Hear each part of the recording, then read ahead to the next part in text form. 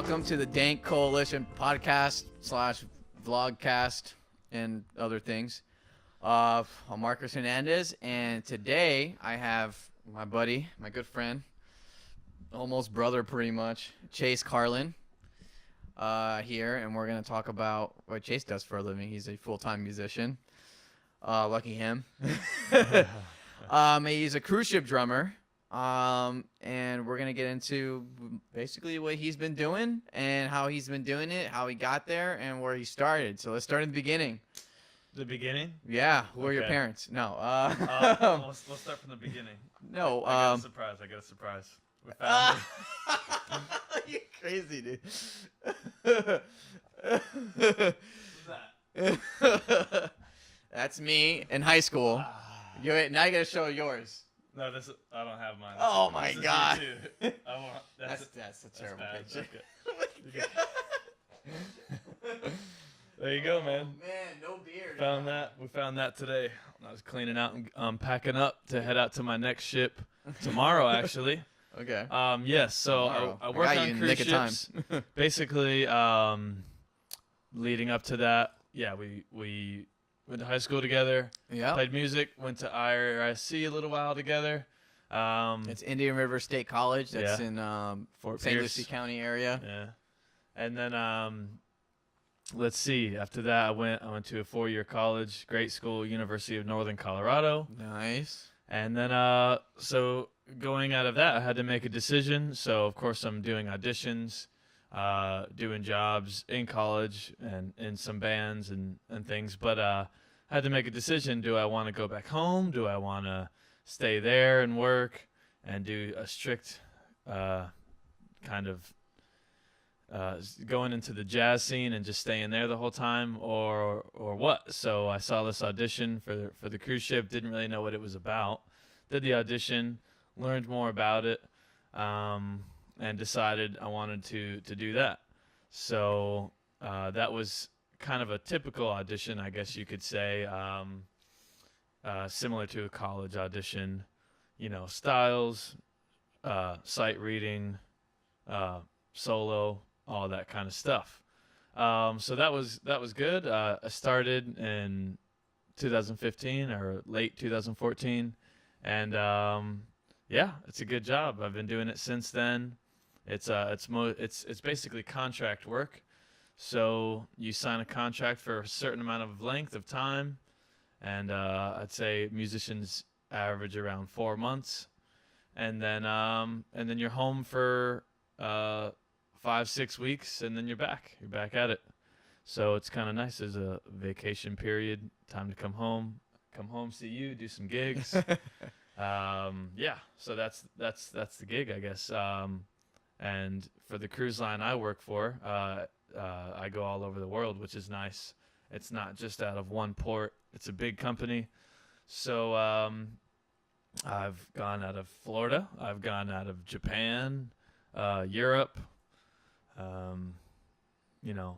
California. Sometimes it's nice to stay near home too. Yeah, everywhere. I've seen a lot of places, so that's a benefit of the job as well. Nice, man. Yeah. Well, man, you sound like you're having a lot of fun. I see all the pictures all the time of you doing all sorts of crazy things, It seems like a great opportunity, something especially a lot of musicians perhaps coming out of college. Mm-hmm. I feel like that's usually the best time period where, like, you like really need money, but you're not really held down by anything, So you can just hop on a boat and just do that for a little while and kind of, travel and have some fun, right? Yep. So that being said, let's just start with how did you get started on drums? Let's get people some context about cool. where, how long have you been playing drums for? When did you start? Yeah. I've been playing drums for a long time. I think longer than most people my age. I started when I was 7. I saw a movie called That Thing You Do with Tom Hanks in it, and check that out. It's a great movie. And from then I wanted to play, and thankfully to supportive parents, my dad spent $200 on a drum set and got me lessons, and we stuck with it. And I was with that teacher. His name's Todd Walker, great local drummer around here. Was with him for years taking lessons, and that was good. That's how I started. And because he was such a good influence, I went into all kinds of music styles and different music, world music, jazz, things like that. So that was a great experience. Yeah. Nice, So, man. That's great. but like you mentioned about the job itself, yeah, I know a lot of college kids, or I guess you could say, guys coming out of college, who do the cruise ship job. They might do it just for a couple years, something like that. Because yeah, it's good to get going, to stash some cash and continue whatever path they're going to from there. Okay. So yeah. Nice, man. So what are like the pros and cons of this type of job? You know, I think anything that we do in terms of, you know, trying to do work as a musician, whether it's staying here and being local or, you know, doing what you do, I'm sure there's pros and cons to everything. So like, Yeah. for instance, what do you think are the pros of working as a cruise ship musician? The pros to the job are, well, first of all, obviously, you're playing music every day, and you get to play all types of music and in different settings. So, for example, yeah, when you're playing every day, you get to experience a lot. A lot of things get thrown at you, and it's a great learning experience and environment because of that. Um, the other thing is it's a good gig as well. So typically you work roughly average 3 hours a day, and you're kind of getting a salary for that, so that's nice. Uh, while traveling the world is another pro, that I'll leave that to, that's a different thing, because since we're talking about music, the next thing would be the amount of time you have. While on the ship, I mean, you do your gig, you do your rehearsals or sound check, do the gig, but other than that, you have a lot of time for yourself to work on things. So if you're a composer or an arranger, or you just want to work on your instrument, you have time for all of that. Yeah, so that's a great thing. If you play drums, it's a little bit different, because drums are acoustically very loud, and so that limits where you can practice, because the sound bleeds, and the guests, the passengers could complain about that sound. You can't just go on the drum set at 2 a.m. in the theater, because it will be heard in the cabins. But otherwise, you know, bring a pad, listen to music, things like that. So I think those are the main pros. You get to save some good money. You don't necessarily, it's not a huge salary starting out, but for the most part, you're saving most of that cash. If you're smart, you're saving most of it, along with the fact that it depends on everybody's own situation, right? It's not for everyone, but if you can somehow figure out how to not pay rent and maybe just get a storage unit or whatever, crash at friends or wherever in between contracts, then do that. But yeah, if so, there's a good way to save money. Yeah. So I think that's most of it. That's Nice. the big points. Cool. What do you think are the cons of the job? The cons, I'd say the main thing could also be the money, in a way. If you're used to getting regular gigs and back home, and you have certain connections, musicians, you know, all of that kind of goes out the window.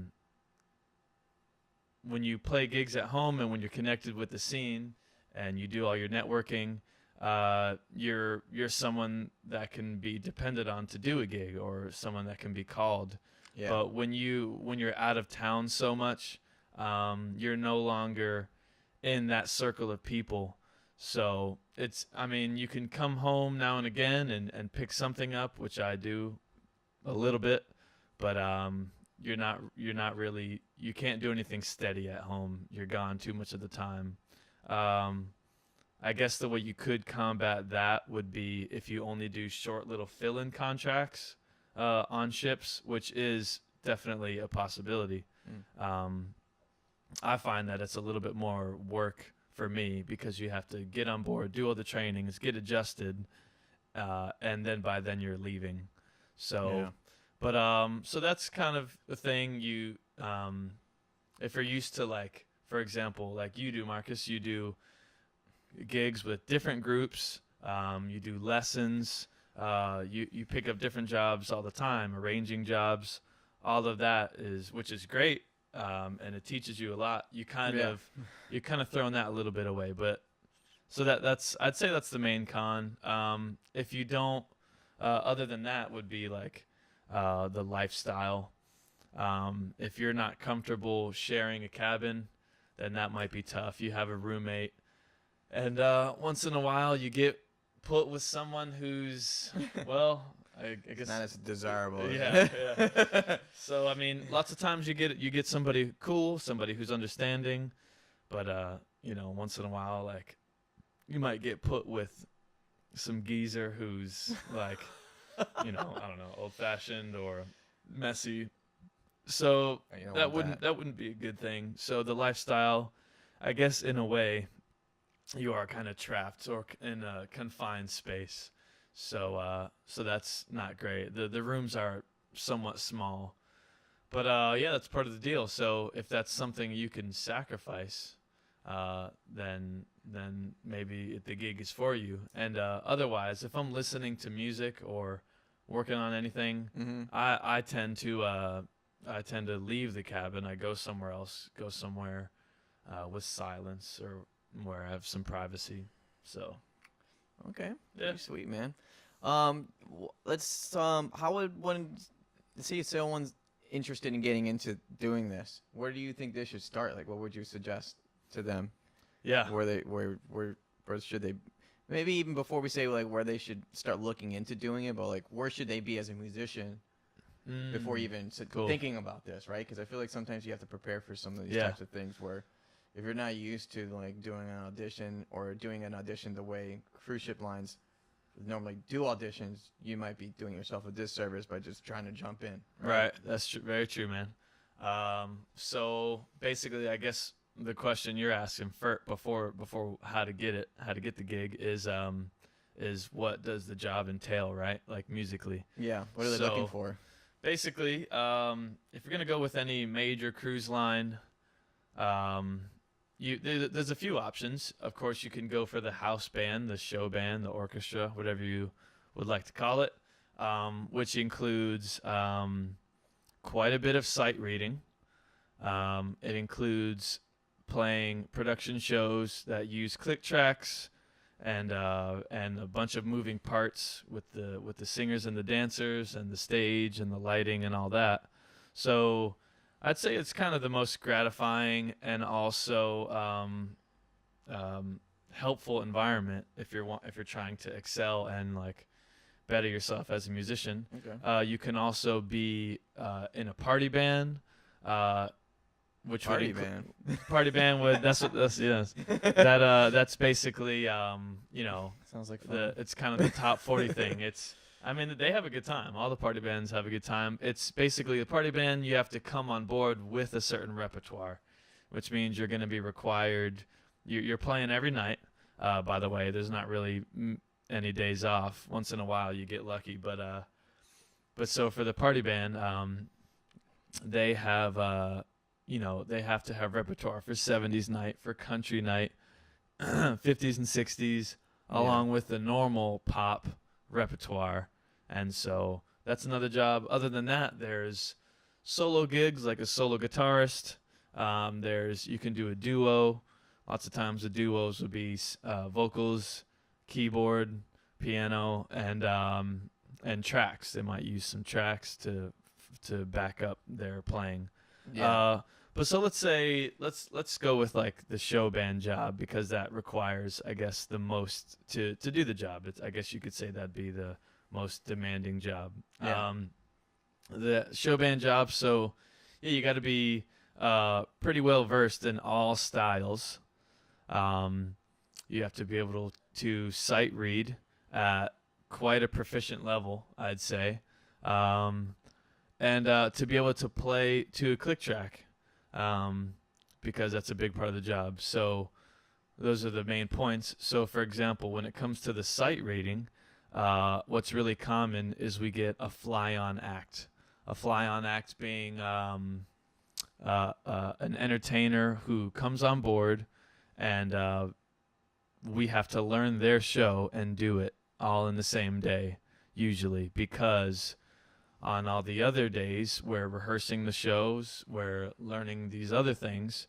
So it's pretty much on a day-by-day basis, especially because the theater or the venues are not always available. We can't just rehearse any time because when there's not the main shows and the music, the venues are being used for whatever else, some other type of event. So it's a day-by-day thing, and what happens is, we might have an entertainer come on, they'll pass out the music, we'll meet him or her, and we'll learn the show in about an hour, maximum hour and a half, and then we, take a quick break, whatever you got to do, and then we do the shows, usually 2 shows that same night. Wow. So Okay. pretty demanding in that realm. I would say also it's not really required that everyone's a shredding jazz musician, but you do have to understand jazz form. You have to have some experience with that material, because we will be playing jazz and ballroom music in other venues when we're not needed in the theater. Let's say there's a comedian on instead. Yeah. So that's a thing as well. Yeah. Okay. And like the click track stuff, I think that's more for Ah. drummers, right? Like, Actually, I mean, well, yeah. unless I could be wrong, I don't know. Yeah, basically, so when we do the big production shows with the singers and the dancers and the whole shebang, all the, smoke and mirrors, basically that is like, for example, there might be a theme show, like a Motown themed show, right? Yeah. And it'll all be on click track because there's automated stage movements and there's a pit that goes up and down and curtains and things that come in. So you have to be proficient with that, including not just playing along to a click track, but really understanding the in and outs of it, of the count-ins and tempo changes.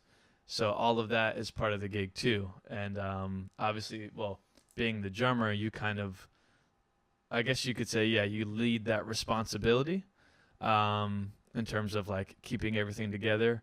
But no, typically all the musicians have in-ears and we're all listening to the click track as well. Okay. So yeah, that's for example, the drummer like might lay out and the other guy's got to play something. Yeah. So. All right. So we talked about the things that you need to do to, think about in order to consider getting the gig. So let's talk about getting the gig. What ways do people have to try to be on a cruise ship and play music? So yeah, there's basically 2 main ways to audition for the cruise ship gig, which is either one, you go directly to the company, each cruise line and the music office, or you go through an agency. A lot of the cruise lines use an agency or multiple agencies because these big cruise lines have a lot of musicians coming in and out, and so these small music offices have to run it, book everything, put it together, and do the auditions. So it's a lot of work to do for like maybe 3 guys. So so the only thing I will say about going with an agency is if you go with these big companies, which I'll name drop a little bit, I guess. There's Feel free. I'm sure people want Yeah, to know yeah. where they should start searching. There's Michael Suman, which is also based out of South Florida. In terms of their location, you don't have to go in. You can do a Skype audition as well as the next biggest one is called ProShip. I don't know much the details about that, but I'm sure you could Google it. So those are the big agencies, and frankly, those are good agencies from what I understand, and the big cruise lines work with those agencies, so it doesn't come down to you paying them, which is nice. Meanwhile, there are smaller agencies who don't quite have that status and business relationship. They'll also get you the work and the connections with these with the cruise lines, but 9 times out of 10 you're paying them. So they're taking a cut of each one of your paychecks, and that's the deal. So my suggestion is, if you're going to go with an agent who you pay, make sure this is, and first of all, check your contract, check what you're signing. I mean, which is just a typical smart thing to do. Life rule. And always read what you're gonna sign, right? And then before you sign it. And then the other thing is to see if that agent is competent in getting you other gigs, rather than signing you to a cruise ship gig and then just, no offense, but sitting back and taking your money while they don't really have to do that much work. So just to go over that again, big agencies, which you typically don't have to pay, you can go through a smaller agent, or go direct with the cruise line. And whichever one of those options you choose, basically, you'll do an audition, and they're usually all cool with doing a Skype or online video audition. And that'll include them sending you some material to work on. It'll include you showing some styles, soloing abilities, and of course sight reading. And and part of that material that they will send you will be working with the click track as well. Okay. So that's that. And then you kind of go from there, and it's good to give a timeline of when you can work and the general type of work you want to do, because if you don't outline any of that, you might be sitting around waiting for when an opportunity just pops up, like maybe somebody cancels, and so now you've got 2 weeks or less to be there. And I for myself, for you, for a lot of people, I know that's not going to work, because we plan gigs out 3 months in advance, for example. So being called on 2 weeks isn't going to. So it's important to lay out when you can start work, and when you cannot, like months in advance. Anyways, yeah. Nice, cool, man. Good stuff there. So let's talk about some of your experiences on the cruise ship. Like what has been like a pretty, like, maybe one of the most memorable experiences that you had, like a positive one. You're like, wow, this is a pretty sweet job. Okay. You know, if you're gonna sell this job to people, describe a moment where you're like, okay, this is pretty freaking awesome. Yeah, I cool. could be doing worse in my life, that's for sure. Right. Well, I mean, musically speaking, I've met some guys. I've played with some people who really have some good and insightful stories and music careers. I guess you won't typically play with some huge name, obviously, I don't know, Taylor Swift and Usher and U2 are not coming on the cruise ship. They're not. So yeah, you'll do tribute acts, but no, I'd say, I don't know, I can't think of any names that are like that would pop out the most. I played we played for Bruno Mars's uncle. Okay. That's pretty good. I mean, he had some some good stories. No, I've met a lot of good guys. But I'd say like in terms of the experience, I've had some moments that have changed, that have I guess that have brought my attention to what's out there.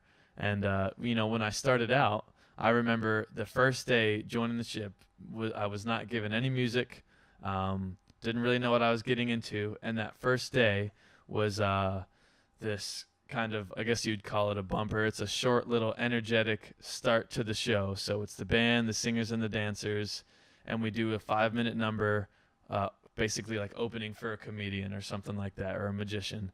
And the first thing right out the gate, I'm playing with the click track, and it's a drum solo to start off the show. And man, did I crash and burn on that. Yeah. So that was a big wake up call. And then in terms of like knowing what the gig is, and so that was a big experience. And then from there it was good. But yeah, I guess that kind of answers the question. But if you're saying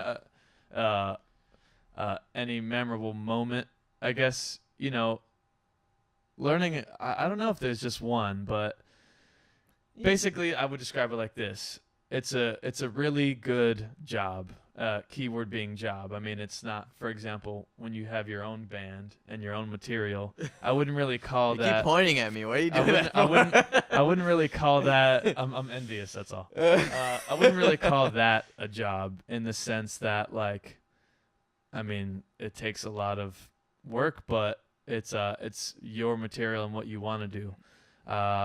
It's basically, I mean, I love my job, but the point is there's days where it's not great, in terms of like the material we're performing, but overall, like, you learn more music, you learn about yourself, you learn how to have good working business relationships, and the whole thing. So, I mean, that's part of it. Yeah. Cool. What's been one of the most unique acts that you've been a part of?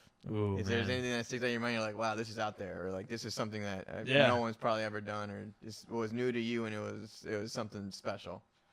Cool, man. I've been with there's lots of times there's really good tribute acts. There's things like that. We've done a Whitney Houston tribute act. We've done like a guy group's Motown thing was awesome. But I'd say the one that stands out the most is we had this guy, this rock violinist, like electric, rock. The Korean guy? Korean guy. Yes, I saw You videos saw of that. I was Yeah, hoping you'd bring yeah. that up. I was gonna wait because it was like you might have something crazy I don't know about, and I don't want to waste my time talking about. Basically, this How was guy, that about? How was that like? Dude, what he does, it's the full package. Explain everybei. Do you know his name? Do you remember his name? His name is Kate. You can find him on Facebook. You know how to spell that? Katei. Last name maybe Chang or something along those lines. Can't remember exactly. He's the full like entertainment product, not just talent in terms of like his musical abilities, but like he knows what works and he knows how to engage an audience, which is a super important thing as a musician, because I know a lot of people who just sit back and just do their job and leave and aren't really engaged or involved in the whole thing, the package, the act, whatever. So yeah, man, that's a great show and great material, from pop stuff like Coldplay to Nirvana, all kinds. Yeah, it was good stuff, man. Yeah. Nice, man. Cool. Let's talk about what do I want to hear you say things about? There's all kinds of stuff. Let's go into maybe some of your inspirations with music. Let's get away from the cruise ship stuff for a bit and Cool. jump back in later. But yeah, so like starting out in music, what I don't know, what was like some of your first initial memorable experiences where you're like, wow, the music is pretty dope. Like I'm really like this is an interesting thing to me. Before you even like picked up drums, maybe. I don't know if that makes sense or not. But I don't know how music started coming into your life in a more serious way, but kind of where that started happening, you know. Cool. Yeah, it's good. I'd say, man, well, growing up, um, first of all, I'd say that whenever somebody's learning anything, whether it be music or whatever, sports, you kind of have to have an influence that shows you what it takes and brings insight to what you're doing, because otherwise we're all just fans of everything, but we really don't want to commit to something and know uh, the ins and outs of the business or whatever. So first of all, my drum teacher, like I mentioned earlier, Todd Walker, he was helpful in showing me at a young age what music is and what it can be. Um, because again, I don't know, I guess when you're a little bit older and you've tried out some other things, Yeah. you you find things out for yourself. So that was part of it for me, is at such a young age. So my drum teacher, but in terms of like, okay, so let's go into musical influences. So as a drummer, I mean, as soon as I heard jazz drummers, Roy Haynes, Elvin Jones, Tony Williams, as soon as I heard those guys shredding, I was pretty hooked on that. That's like the top, Not really top knowing three. what the hell is going on, and being pretty amazed compared to what I was learning in the beginning, such as rock music, and getting into some stuff like James Brown and the groove and these different patterns and rhythms, but also not really understanding what it takes to be in a group like that. I'm just learning music, learning the drum parts. So I'd say when I heard those guys, those jazz drummers, not really knowing what they were doing, was a big influence in wanting to learn that. So yeah, man. Chase, you've been doing the cruise ship thing for a while now. What are you up to on the cruise ship now? What's your role now? Are you moving on up? Is there? I mean, I want people to know like kind of what types of opportunities they can have just doing the job itself. Mm-hmm. So you can explain what you're up to now on Cool. the cruise ship. All right, yeah.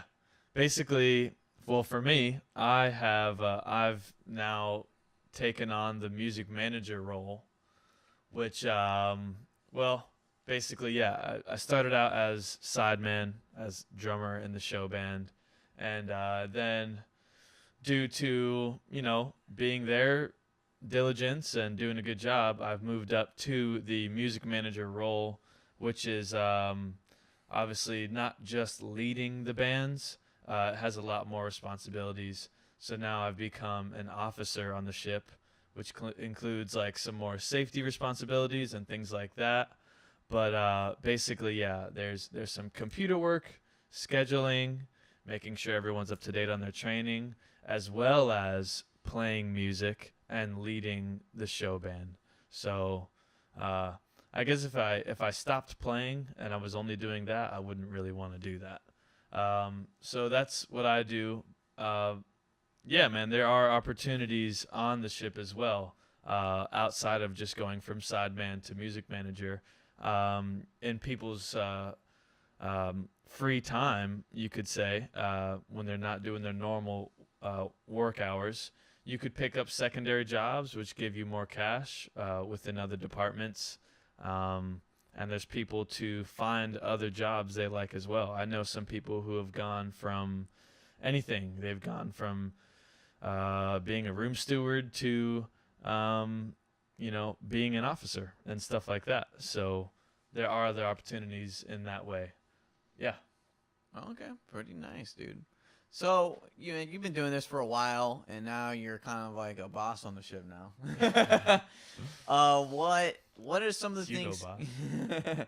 Yeah. So I'm sure you've played. I mean, you've probably played a billion shows at this point with so many different musicians. Mm-hmm. I'm sure you've had lots of musicians come and go. What has probably been one of the most consistent like issues or problems or bad habits that you've seen musicians have and carry with them, like the most often? Oh, And what types of things or ways or philosophies people can have or think about in order to help prevent these bad habits from happening hmm or showing up?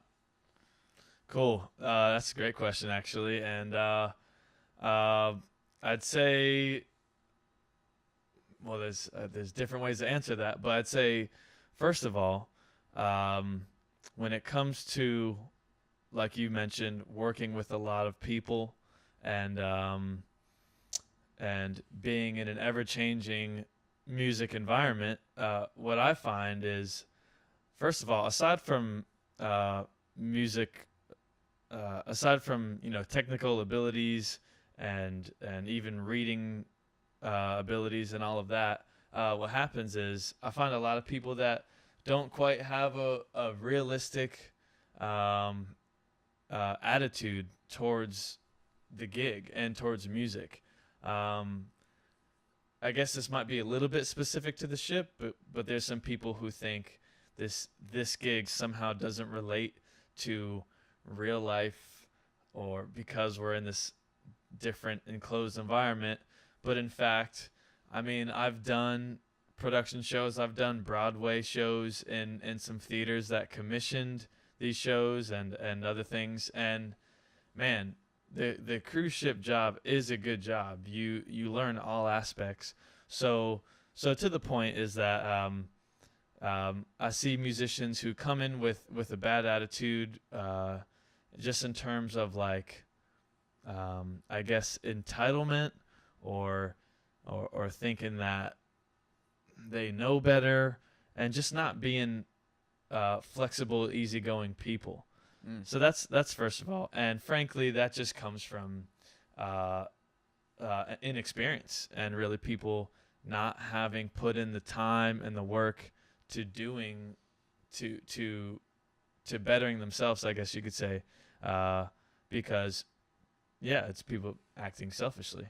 So that's one thing, um, but which is but going into music and and being prepared for the gig and all of that. Yeah, I'd say a common mistake, I guess, would be that people don't really know the material. Okay, so specifically, let's say we get a guest entertainer who brings in some charts, Yeah. and we're learning a new show, and that's what it is. We're reading the chart, and we learn it and we play it, and the gig could go perfectly fine in terms of like mistakes, you could say, or falling apart or train wrecks or whatever. Yeah. But what I mean is that people might not actually take the time to listen to the material,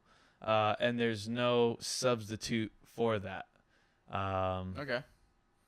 Basically, what that means is you might get a chart and you might read it, but to get the right sound, to get the right feel, to know what's really happening, is to listen to the recording, which probably sounds like a broken record to most people. But but the fact is, I get a lot of people who don't appreciate like the origins of something, um, and that's really important, because as as a manager or a drummer or whatever, sometimes it's not easy to describe to a guitar player, for example, what sound or what thing he needs to do to to replicate some song, or at least Yeah. bring the same vibe and vein into the music. Okay. So yeah, those are my two main points, I think. Okay. Wow. So, just to do a little recap, don't be a jerk, and make sure you do your homework. Right? Like Yeah. it's as simple as that. So, what kind of things should people do in terms of like on the social level of being of working with others? Can people do to kind of help improve that aspect? I'd say first of all, yeah, make the hang. Meet people, be cool, have a good attitude. Obviously, be respectful, and just appreciative of the environment you're in. Musicians are usually cool people, and it's fun to just get down and appreciate somebody's gig and their music and the things that they're trying to do, without always being real edgy and competitive to other people. Like, I know this, I can do that gig, or Yeah. or whatever. Yeah. Just making the hang, meaning like just being there, whether it's your gig and you're seeing the other bands that are there, or whatever. Or if you don't have a gig this weekend, like, go to somebody's gig, meet them, appreciate it, and right off the bat you're getting involved with like the business, and you're making connections. So I think that's the first thing that people don't really want to do, and that includes also paying for music, paying to see live music. I mean, which, God forbid, people pay you to see your band, but you don't want to pay to see anybody else's band. I mean, that's pretty absurd. Calling them out right now. I like it. So Definitely, man. I like that, man. I think I'm sure you've seen some stuff like that. Oh, yeah, all the time. I mean, people want gigs. They don't want to show up to other people's gigs. They don't want to talk to others and tell and they don't want to, like you said, then they don't want to make the hang happen. They don't, you got to talk to people. I was at someone's gig the other night. Yeah. And it matters. It Yeah. matters a lot. And not only that, but venue owners see that. They see you communicating with other like, oh, okay, they know that person. They know this person. It makes the people booking you feel better about everything, because they're like, okay, this guy really is about this. He's not just trying to take my money and run, Yeah. And It's hard work, being a musician, obviously. But what I mean is, like, gigs aren't gonna fall in your hand. It's not just gonna come to you like that. Yes, I think your musicianship can speak for itself, but yeah, you need to work at it. You got to think about every single angle to do it. Yeah, man. Yeah, totally. Yeah, definitely, man. I feel like a lot of musicians just underestimate the value of having a good attitude. And I just every time someone says it, I just gotta just push that agenda. Like you said it, so I'm gonna talk about it for like 15 more minutes now. Like, Yeah. no, Yeah. but No, it's good, man. I'm all about it. it's so important. Like, it really is. And like, I used to for my own personal experience, I used to be a very socially apt person, and maybe some days I still have struggled with that. But I also know, like, man, like, if you want the scene to look out for you, you gotta look out for the scene, right? Like, Yeah. you gotta go out, Oh, talk yeah. to people, and really, I think One more time. the bottom line is empathy, man. Yeah. The bottom line is empathy. Like, just understand that everyone's trying to do their best. Like, no one's trying to do a bad job, And, That is like, true. Yeah, everybody. Yeah, you're right. You're Yeah. right about that. And maybe they don't think. Maybe some people think they're doing as good as they can, which is still kind of true in how I'm saying it. But maybe the reality is that they can actually do more. Yes. But you having a bad attitude with somebody isn't going to help them want to do better, right? Yep. Like, if you want everyone to do better, there's ways to do that. And I'm sure you have your experiences as a manager where, you have to talk to people a certain way, and it's not your job to, you got to be mindful of that, right? Like, you have to be mindful of how you're expressing things to people, because people are human. Musicians are human too. Right. And and I feel like the most effective leaders are people that can be down to earth and engage someone in a way that makes them want to do better. Yeah, and feel man. better about Yeah. themselves. That's right? true. Yeah. Like, maybe you've had instructors and things like that have put you in that space of Yeah. mind. But I would say I'll add one more thing, which is Go for that basically, here, like, the way I think of that is, if a musician in the band I'm leading makes a mistake, and let's say I speak to him about it, or whatever the case is, a lot of times I hear a musician say sorry or my bad, that type of comment. But my thoughts are this: the problem with saying that is actually it's selfish to say sorry. Okay, Okay. that might sound weird, but music is a team. It's a there's no I in music in terms of like a band. So basically, if something's not going right or you're not hitting on this specific day, um, it's not a matter of like I'm sorry because I'm not meeting like your skill level or whatever the case is, because we're not delivering a product about I and me, and like it's not about the individual. It's really about the whole thing. So instead of focusing on like yourself or something in that way, you got to think about what's the overall product and the entertainment and the music. So that's kind of a weird thing, but whenever people are like sorry about something, they're just thinking about, they're not really thinking about what's being delivered to the audience, like the overall thing. They're thinking about, am I like in time? Am I fitting in? Which are all important thoughts, but you can't just come down on yourself about it in that way. Yeah, Does that make sense? Yeah, the way I understand it, and I've actually thought about this before too, it's because horn players will have a tendency, like let's say if they're soloing and then like go out of the changes. Sometimes, especially saxophone players, they'll make some noise, like with some vocal, like they'll play like if they make a mistake and you kind of can hear it. Mm-hmm. And like for me, I'm just like, and it's kind of annoying. Like, and sometimes I do it too. So I'm saying it's annoying because I think it's annoying when I do it. And I feel like what that does is like you're taking yourself out of the music even more by emphasizing the fact that it was a mistake, right?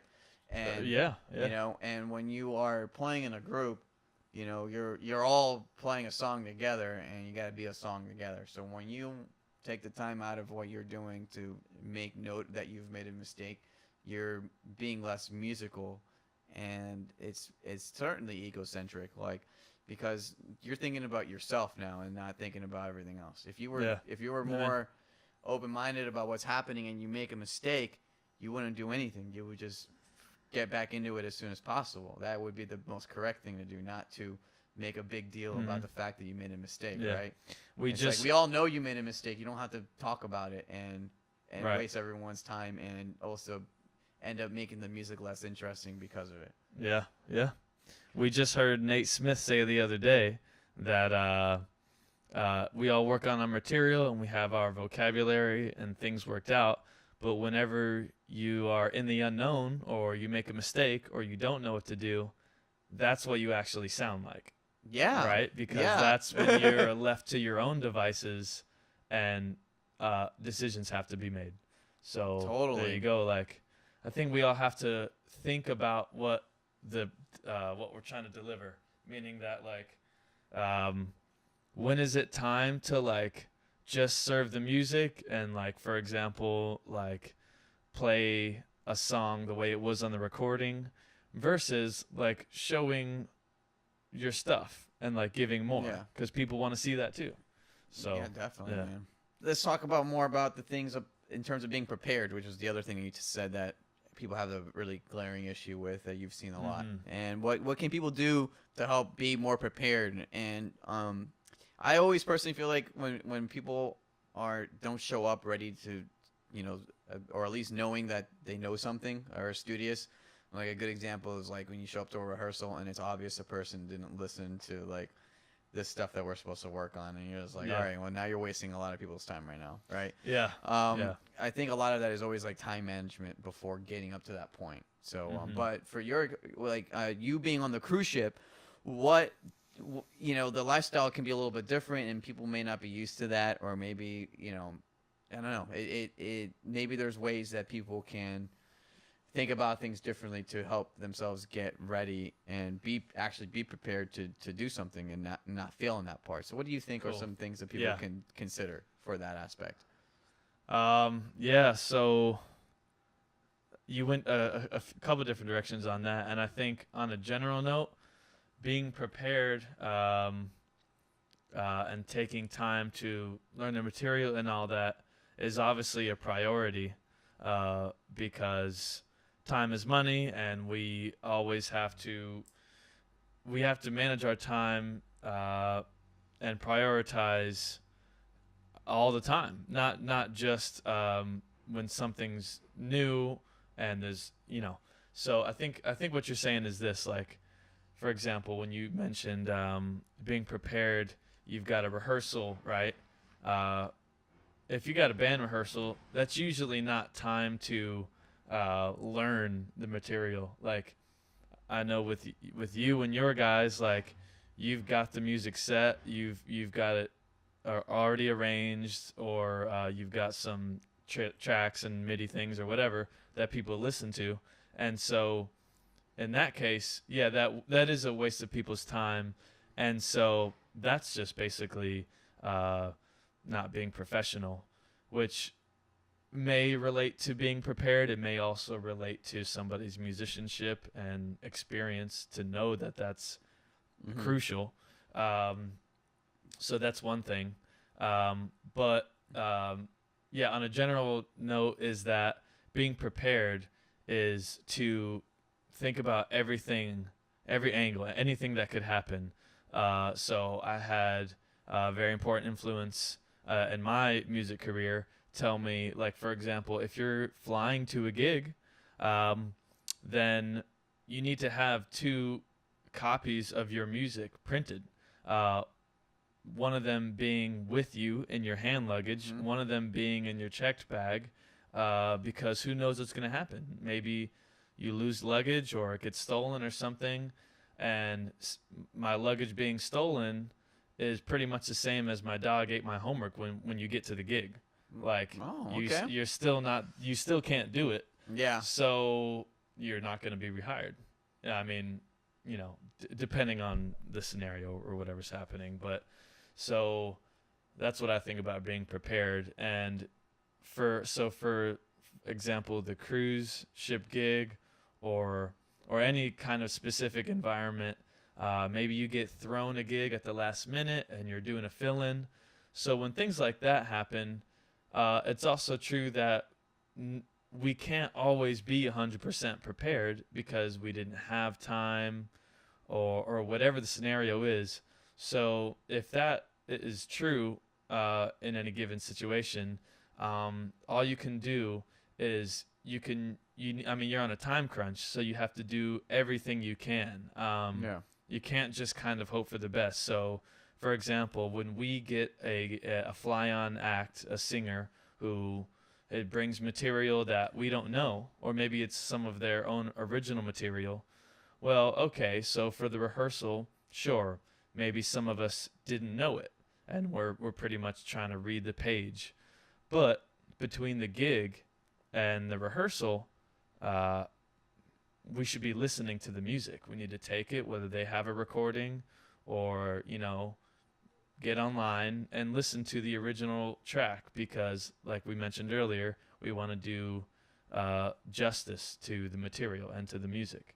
So I think that's part of it, along with how we said that making your own musical decisions is your voice and how you sound. So Yeah, definitely, man. When you can be prepared, you need to take use every option and possibility you have to learn it and to be prepared, right? Because if you're not, there are people out there who are and who want that gig. Yeah. So, or you're just more experienced than you, and can kind of hack through it better than you can. True.